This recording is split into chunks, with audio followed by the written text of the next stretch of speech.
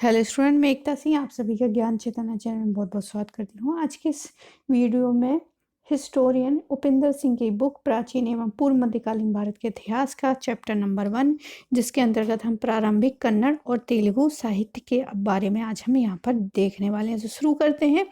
5वीं और 6ठी शताब्दी में हमें प्रारंभिक कन्नड़ साहित्य प्राप्त होता है, किंतु कन्नड़ में उपलब्ध कवित्व सबसे पहले प्रामाणिक रचना जो है 9वीं शताब्दी की कविराज मार्ग है। तो कविराज मार्ग पहली कन्नड़ साहित्य हमें देखने को मिलता है, किंतु इस ग्रंथ में पहले की बहुत और उसके रचनाकारों का उल्लेख भी मिलता है, जिससे यह अनुमान लगाया जा सकता है कि कन्नड़ पहले से पल्लवित और पुष्पित होने लगा था। मतलब कविराज मार्ग से पहले भी क्या है, कविताएं कन्नड़ में लिखी जाती थी।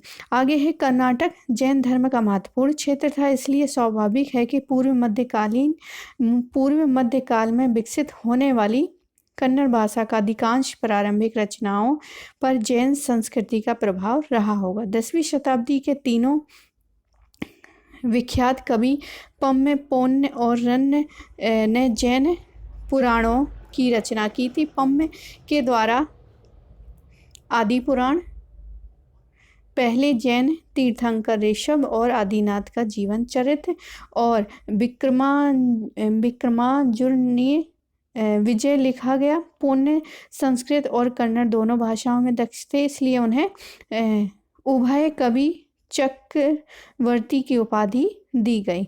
गंग राजाओं के एक सर्वोच्च अधिकारी चवुंड राय के द्वारा त्रिषष्टि लक्षण महापुराण लिखा गया, जिसमें 24 तीर्थंकर का वर्णन है। 12वीं शताब्दी में नागचंद और अभिनव पंप द्वारा रामचरित पुराण लिखा गया, जो राम कथा के एकाधिक जन संस्करणों में से एक है।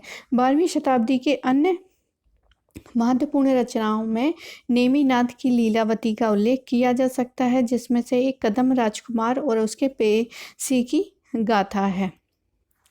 दूसरी शताब्दी के अभिलेखों में प्राप्त कुछ स्थानों के नाम तेलुगु में लिखे गए, किंतु एक भाषा के रूप में तेलुगु का विकास देखें तो 5वीं 6ठी शताब्दी के बाद ही हुआ। पूर्व मध्य युग के प्रचलन के अनुरूप तेलुगु की प्रारंभिक रचना नए काव्यों के रूप में प्राप्त होती है। जैसे कन्नड़ साहित्य की और भी कृतियां होंगी, किंतु हमारे पास तेलुगु में उपलब्ध सबसे प्रारंभिक रचना हमें जो मिलती है तेलुगु में नन्नय्य के द्वारा लिखी गई है। 11वीं शताब्दी की महाभारत से जुड़ी रचना है, जिसमें गद्य और पद्य दोनों का प्रयोग किया गया है। इसे चालुक्य राजेंद्र के कहने पर तैयार किया गया था। इस प्रकार नन्नय्य ने तेलुगु काव्य परंपरा की नींव डाली और उन्हें वागानुशशनुनु बोली के निर्माता की उपाधि भी दी गई। तो नन्नय्य को कौन सी उपाधि दी गई? वागानुशशनुडु। उनकी भाषा शैली में संस्कृत के छंदों के अतिरिक्त प्रांजल काव्य परंपराओं का काफ़ी मिश्रण प्रयोग किया गया है। आगे है नेल्लोर के एक स्थानीय शासक मनुम सिद्धि के पार्षद टिक्कन ने नन्नय्य के महाभारत के 15वां पर्व और जोड़े और साहित्य शैली में एक महत्वपूर्ण मोड़ लाया गया। टिक्कन ने उत्तर रामायण की भी रचना की। कुमार संभव के लेखक नन्ने चोड़ ने स्वयं को उरपीरू नामक स्थान का राजा कहा है।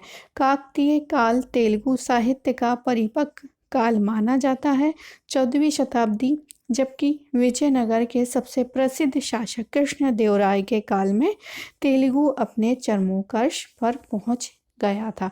तो यहाँ पर कुछ तेलुगु यानी कन्नड़ भाषा से संबंधित जो हैं जो ग्रंथ हमें मिलते हैं वो बताया गया है। और चरमोत्कर्ष हमें कब दिखाई देता है? विजयनगर साम्राज्य कृष्णदेव राय के काल में देखा गया है। कुछ अन्य के बारे में हम यहाँ पर बात करते हैं। तो भारतीय तो इसके बारे में भी, कुछ अन्य ग्रंथों के बारे में भी इसी वीडियो में कर लेते हैं। तो प्राचीन साहित्य में ऐसे साहित्य रचनाओं का भी सृजन किया जा रहा है जो अपनी शैली, भाषा, नियोजन और सौंदर्य के लिए आज भी विख्यात है। इनका प्रयोग समकालीन सांस्कृतिक इतिहास के स्रोत के रूप में इतिहासकारों द्वारा किया जाता रहा है। इस संदर्भ में अश्वघोष और भाष्य की संस्कृत रचनाएं जो है विशेष स्थान रखती हैं। अश्वघोष ने बुद्धचरित की महाकाव्य की संज्ञा दी है। सरिपुत्र प्रकरण और सौंदर्यनंद उनकी अन्य कृतियां हैं।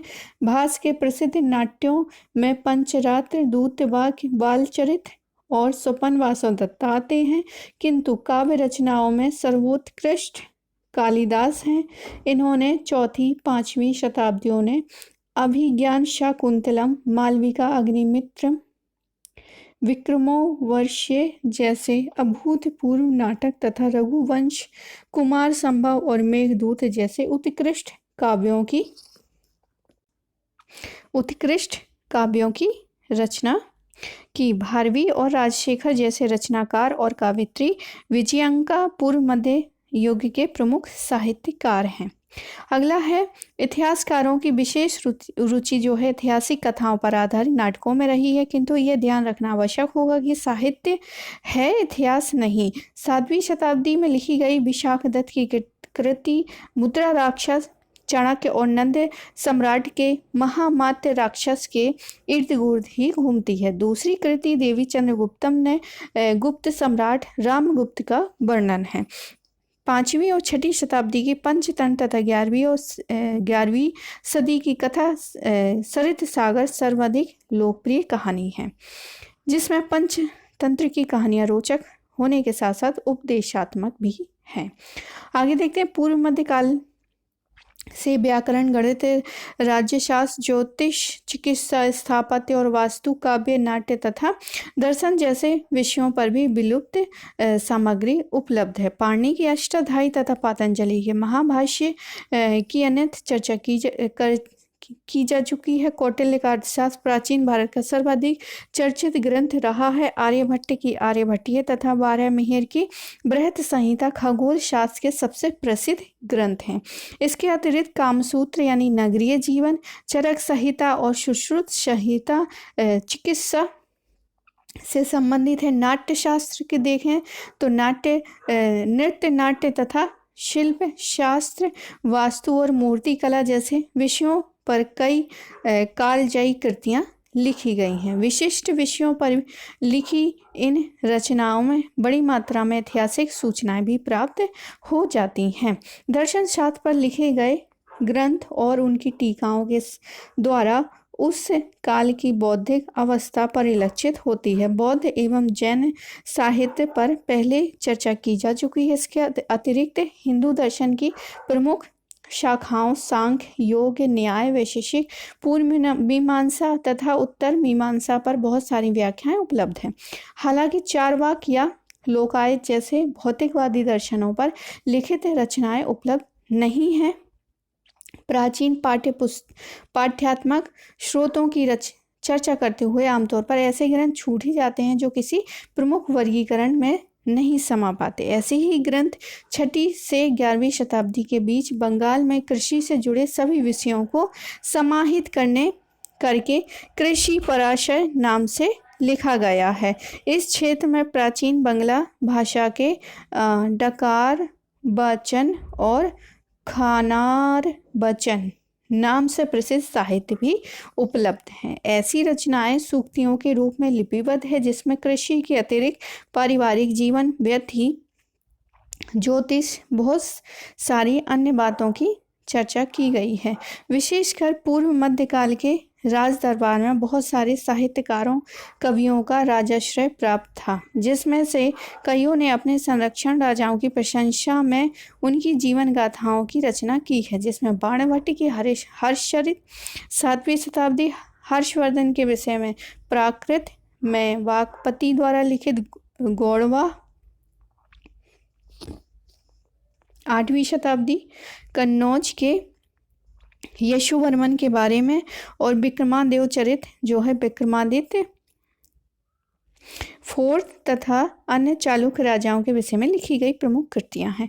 तो यहाँ पर सोर्स बताए गए हैं कि किस प्रकार से जो सोर्स हैं, ग्रंथ हैं, वो हमारे इतिहास को बताते हैं, और कौन सा साहित्य है, कौन सा हिस्ट्री से रिलेटेड है, ये सारी चीज़ें यहाँ पर की गई हैं। तो तमिल में लिखी गई राजकीय जीवन चरित्र में नंदी कलम बम कक्कम 9वीं शताब्दी की पल्लव शासक नंदीवर्मन थर्ड की प्रशस्ति है। 11वीं शताब्दी में चेयन कोट्टार की कलीन कट्टू पुराणी का आधार चोल राजा कुलोत्तुंग तथा कलिंग राजा अनंतवर्मन चोंडगंग के बीच युद्ध का वर्णन है, जिसमें चोलों के पक्ष में लिखा गया है। तो ये कुछ अन्य ग्रंथ हैं जिसके बारे में यहाँ पर बताया गया है। इसके अलावा कुछ और देख लेते हैं। इसी श्रेणी में चंद्रबरदाई की पृथ्वीराज रासो को रखा गया है, जो राजपूत राजा पृथ्वीराज चौहान के विषय में ब्रज भाषा में लिखी गई है। तो चंद्रबरदाई किस भाषा में लिखी गई है? चंद्रबरदाई की पृथ्वीराज रासो किस भाषा में लिखी गई है? ब्रज भाषा में लिखी गई है। संध्याकर नंदी के रामचरित में संस्कृत छंद की एक विशेष शैली अपनाई गई है, जिसमें रामायण की कथा और रामपाल का जीवन चरित्र दोनों एक साथ पढ़ा जा सकता है। 11वीं और 12वीं शताब्दी में बंगाल में लिखी गई। 12वीं शताब्दी में हेमचंद्र द्वारा कुमारपाल चरित्र में संस्कृत और प्राकृत दोनों का प्रयोग किया गया तथा उनमें चालुक्य शासकों के साथ साथ संस्कृत और प्राकृत भाषा के सूत्र भी पढ़े जा सकते हैं। 11वीं शताब्दी में दिल्ली सल्तनत के स्थापना के साथ साथ फारसी इतिहास लेखन की मजबूत परंपरा की शुरुआत हुई है। प्राचीन तथा मध्यकालीन इतिहास लेखन का मुख्य उद्देश्य लेखकों के द्वारा अपनी पाठ्यात्मक क्षमता की अभिव्यक्ति करना और अपने राजकीय संरक्षकों को प्रसन्न करना ही प्रतीत होता है। इसलिए इन रचनाओं का उपयोग वर्तमान में इतिहास के स्रोत के रूप में करने के समय इन तथ्यों का ध्यान रखना जरूरी है। इस अध्याय के प्रारंभ में 12वीं शती के कल्हड़ के द्वारा लिखे गए कश्मीर के इतिहास राजतरंगिणी की चर्चा की गई है। कल्हड़ ने अपने पूर्व के इतिहासकारों का भी उल्लेख किया है। नीलतम पुराण के अतिरिक्त कल्हड़ ने 11 अन्य इतिहासकारों की रचनाओं का समावेश किया गया है। इनके विषय में कुछ अन्यत्र कुछ भी प्राप्त नहीं होता है। तो कल्हड़ की राजतरंगिणी बहुत इम्पोर्टेंट है, जो कि हिस्ट्री के पॉइंट ऑफ व्यू से लिखा गया ग्रंथ है। तो आई होप आपको ये वाला टॉपिक समझ में आया होगा। समझ में आया प्लीज़ लाइक करें, शेयर करें, सब्सक्राइब करें। मिलते हैं एक और वीडियो के साथ। जब तक आप सभी का बहुत बहुत धन्यवाद पूरा वीडियो देखने के लिए।